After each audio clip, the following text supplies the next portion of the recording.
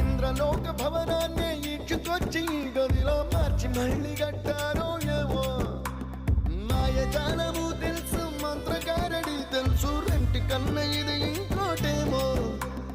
నీలాకాశం నేలాకొస్తే ఇట్టాగే ఉంటాదో ఏమో